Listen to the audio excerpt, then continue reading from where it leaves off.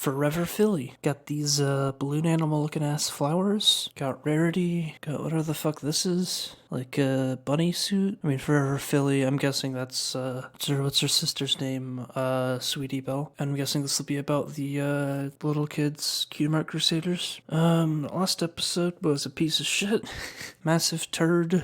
Maybe this one will be better. Don't really know what to go about this. Maybe it's like maybe this will be about being a kid forever, and it'll be about the little kids growing up. Like maybe Rarity will try to be like, oh, it's so cute. My little sister has the costume on, and then Sweetie Belle will be annoyed by that and be like, no, I'm growing up. I'm not a little kid anymore. You know, something like that. That would make it kind of interesting if they actually made the kids grow up and visually change as well. That's something a lot of shows never do. I always wanted a show where it's like kids, the main characters are kids and they start out in 5th grade or something, and then each season they get 1 year older until they're 18, and it's a 10 season show or something. I always thought that would be really cool to see, but no show's ever gonna get 10 seasons like that reliably, so most shows wouldn't really take that risk. I mean, some shows did have aging, like Adventure Time. Finn definitely grows up with the audience. There's shows like Steven Universe now with Steven Universe Future, where Steven's I think 2 years older than the main show, something like that. But yeah, there's never much with aging in shows, so I don't know. Maybe this will be about the characters growing up.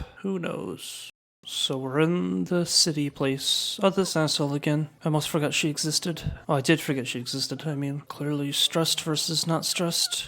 Oh, what are they low on? I don't know. Just showing this tall asshole is stressed about everything, and Rarity has everything organized. The morning sunshine tulip frog? What kind of... I don't even know what that's supposed to be. Sweetie Belle had her cutie mark in that picture, so she's saying how could have been too much time. What? It couldn't have been that much time passed in the show. And it's they barely showed this boutique at all. I think they only showed it when she made it, and that was it. And again, I guess there haven't been many episodes with the little kids recently, so I guess it makes enough sense. I don't know, a lot of these cold opens just feel really boring though. It's just I don't know. It just felt that the cold open just felt so uninteresting and just so nothing. The entire time I was looking at that, I'm just why am I watching this? Why is this relevant to anything? I don't know.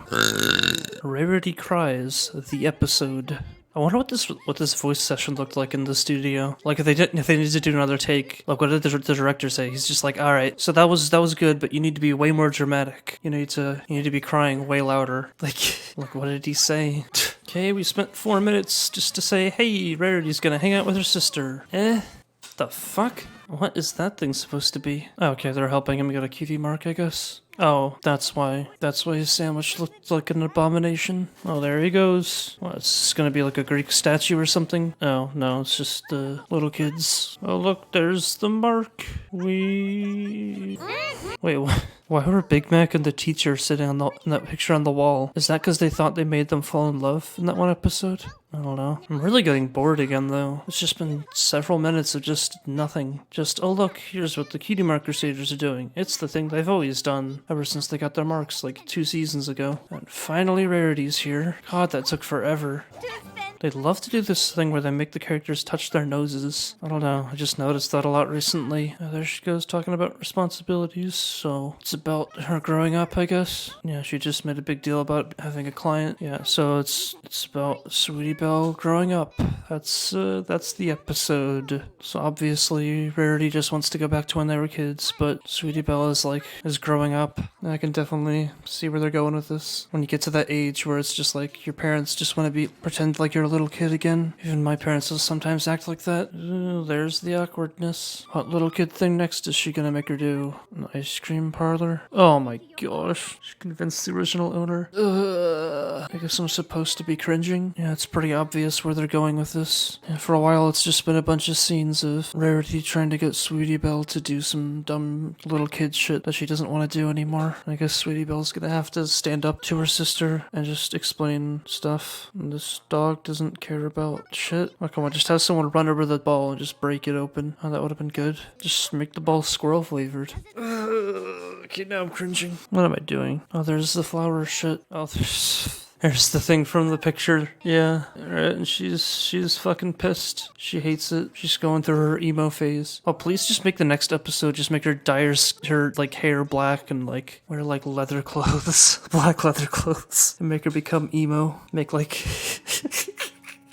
Make like a pony emo song. Like, what would it be? Instead of pierce the veil, make it like pierce the mane or something. Okay, so Sweet Belle finally stood up. That's what just happened. Oh shit, there it goes. Comes more Rarity crying. What, was he trying to like flirt with her? And that's why his balloon went away? And of course, the thing with this character, whoever the hell she was, and the dog, their relationship parallels Rarity and Sweetie Belle's relationship, obviously. So she says she has to change. She could just take off the dumbass costume, though. Yeah, and there's Sweetie Belle teaching this other kid the lesson that Sweetie Belle has just happened. You know what I'm talking about. And of course, Rarity is seeing this, so she's gonna understand what's going on now. Yeah, there goes Rarity. Admit now she learned all this stuff. Yeah, there's that. You didn't know it was gonna be the last time you do something. Oh, look. Doggo likes the branch. Doggo happy. And there they go. Now they're gonna go do some adult stuff. Whatever the hell that is. What? Just eat a big thing of ice cream now? Okay then. Okay then. And that's the ending, I assume. There you go. Whee! This was okay. Basically, this is the episode where a little kid starts to grow up.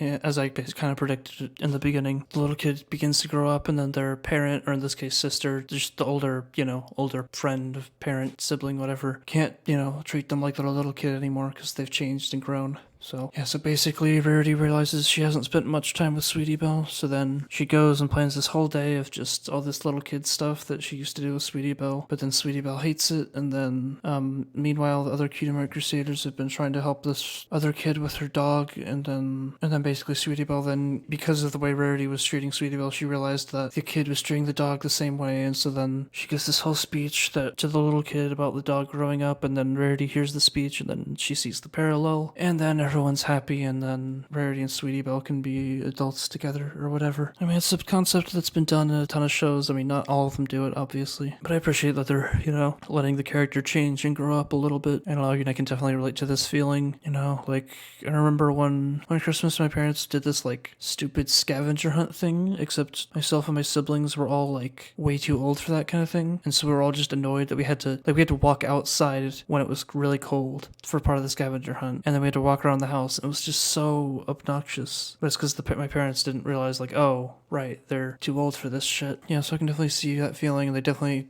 got that accurate. Or even just, like, things with myself, like, I used to be able to just sit down for hours a day and just, like, play Minecraft for, like, in a survival world, just grinding resources, and that was the best thing, where I could just sit around and play a single video game all day on the PlayStation 2. But, like, even when I have a day where I don't need to do any work or any work for classes or whatever, I can't do that anymore because it's just, I can't, like, I just want to work on projects and stuff. It's, like, not the same, even though I want to. It's, like, that kind of thing. So yeah, I don't know, I wasn't really entertained here, other than, I think there was, like, one, maybe 2 points where I kind of laughed. Mostly the things I was saying myself, though. Just, like, it didn't really have anything to do with the episode itself. And then, the beginning was really slow. Like, it was just a really slow setup for this concept. I mean, I don't know that you could condense this into 10 minutes, maybe. But yeah, the beginning was so obnoxious and slow. So I give this a 5.5 out of 10 because it was a pretty accurate representation of that feeling with, when you're growing up as a kid and you're not really a kid anymore, but your parents still treat you like a kid, that kind of thing. So yeah, not that bad. Still not particularly entertaining though.